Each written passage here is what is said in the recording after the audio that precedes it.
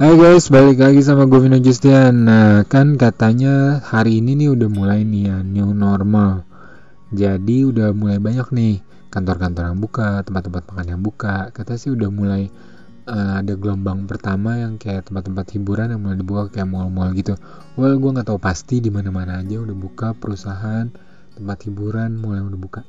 Tapi nih, yang teman-teman wajib tahu adalah kemarin nih kan ya selama 3 bulan mungkin ketika sedang mengalami kuarantin atau karantina gitu ataupun lockdown akhirnya harus PSBB gitu di rumah, mungkin banyak dari teman-teman yang kayak akhirnya kena PHK, kena pemberhentian secara sepihak, ataupun yang emang tetap harus bekerja dari rumah, bahkan yang emang tetap mendapatkan pemasukan yang secara rutin tapi emang harus tetap menjaga kesehatan dan mengeluarkan pengeluaran lebih karena misalnya kayak harus lebih banyak beli sanitizer, tisu, inilah itulah. Oke, nah ini ada sarannya bagi teman-teman yang harus teman-teman tahu untuk mengelola keuangan. Nah, dimana di sini mungkin kan emang banyak banget nih yang terjadi, jadi kita harus mengatur keuangan kita mulai dari investasi segala macam, mulai dari menabung, mulai dari pengeluaran. Nah, yang pertama adalah cash is the king. Kenapa sih cash itu is the king? Jadi bisa dibilang duit itu adalah raja dengan kondisi perekonomian kita yang belum pulih banget nih karena corona ini. Resiko PHK mungkin bisa memperlambat performa perusahaan gitu.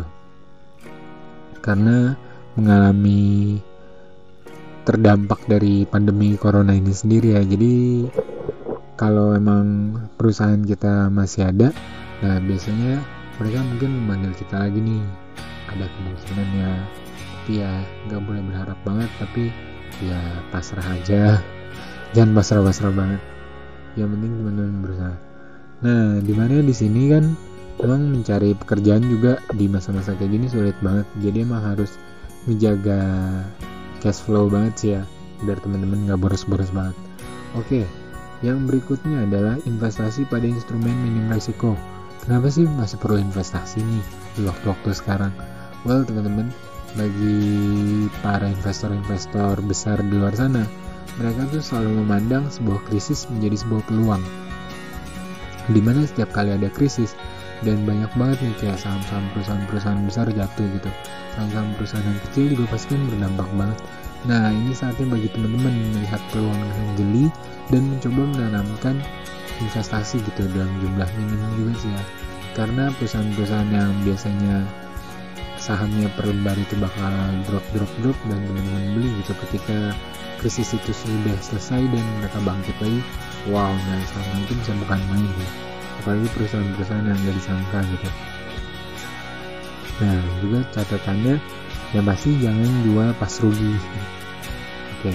Nah, yang berikutnya adalah kalau mau beli saham nih, jangan tergesa-gesa, karena kan biasa kayak teman-teman yang udah ngerti main saham tuh biasa kayak, oh saham lagi jatuh nih, oh langsung deh lihat mana yang paling peluangnya paling gede, terus akhirnya dibeli, bahkan ada yang ngeborong gitu, kayak borong investasi ataupun borong saham gitu.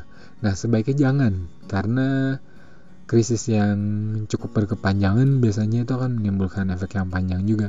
Jadi teman-teman, ada benernya juga untuk menanam saham gitu dalam jumlah besar, tapi nggak ada salahnya juga untuk waspada gitu, kayak melihat jangka panjang gitu, kira-kira apa sih yang bakal dibutuhkan setelah pandemi ini, kira-kira masih berapa lama sih pandemi ini akan berkelanjutan gitu ya.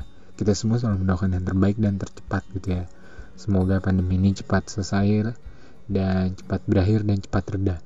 Oke, yang terakhir adalah atur ulang pembayaran cicilan utangmu. Nah, ini wajib banget nih, memanage utang. Kan kayak beberapa pengusaha sukses, mereka yang kayak berutang sana sini untuk cash flow dananya, cash flow usahanya, mereka selalu bilang harus bisa memanage utang dengan baik. Maksudnya apa sih memanage utang dengan baik?